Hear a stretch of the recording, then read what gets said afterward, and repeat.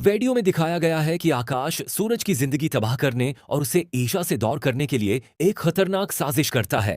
साजिश की शुरुआत इस वक्त होती है जब आकाश को एहसास होता है कि आराव अब उसके काबू से बाहर हो रहा है, क्योंकि वह ईशा की मदद से अपने काम और मेडिसिन टेंडर पर पूरी तवज्जो देने लगा है। इसी बात से परेशान होकर आकाश एक चाल चलता है और धोखे से आराव से ऐसे कॉन्ट्रैक्ट पेपर्स पर साइन करवा लेता है जिनमें एक बहुत बड़ा घोटाला छिपा होता है।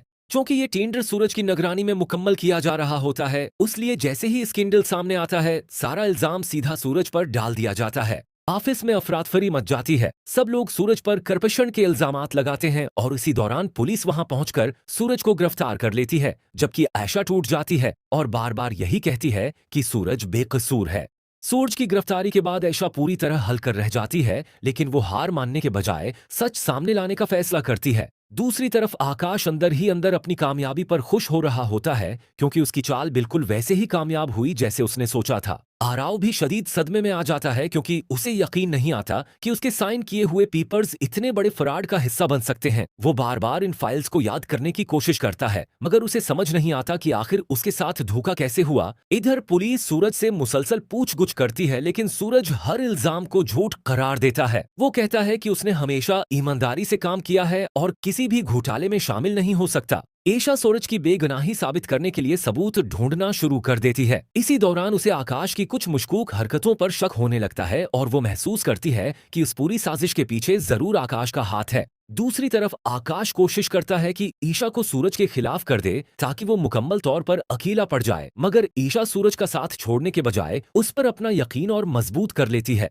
ईशा आकाश की हर बात को गौर से देखने लगती है और उसे महसूस होता है कि आकाश बार बार आराव को डराने की कोशिश कर रहा है ताकि वो सच किसी के सामने न ला सके। इधर आराव के दिल में भी बेचैनी बढ़ती जाती है। उसे याद आने लगता है कि आकाश ने जल्दी जल्दी में उससे कॉन्ट्रैक्ट पर साइन करवाए थे और उसे फाइल्स सही तरह पढ़ने तक का मौका नहीं दिया था। यही बात उसके शक को यकीन में बदलने लगती है।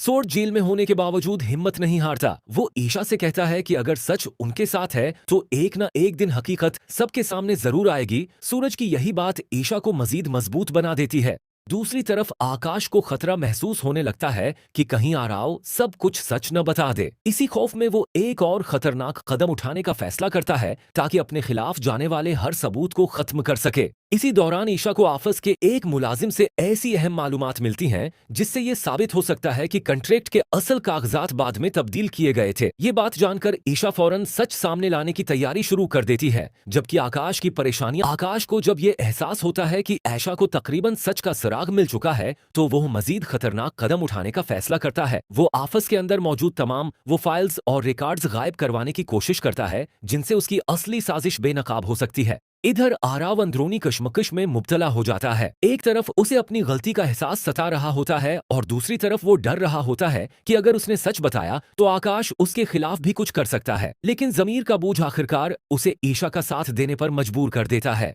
ईशा आराव से बराह रास्त मुलाकात करती है और उसे एतमाद में ले लेती है। आराव हिम्मत करके पूरा सच बता देता है कि आकाश ने किस तरह जल्दी में उससे दस्तखत करवाए थे और उसे मुकम्मल तौर पर इस्तेमाल किया गया था। ये सुनकर ईशा के पास एक मजबूत सबूत आ जाता है। वो फैसला करती है कि अब खामोश नहीं रहेगी और सूरज की बेगुनाही सबके सामने लाकर रहेगी। जेल में सूरज को अचानक खबर मिलती है कि आराव सच बोलने के लिए तैयार हो गया है। ये सुनकर उसके हौसले मजीद बुलंद हो जाते हैं। दूसरी तरफ आकाश को जैसे ही उस बात का इल्म होता है कि आराव ने मुना खोल दिया है, वो बौखला जाता है और फौरन एक आखिरी कोशिश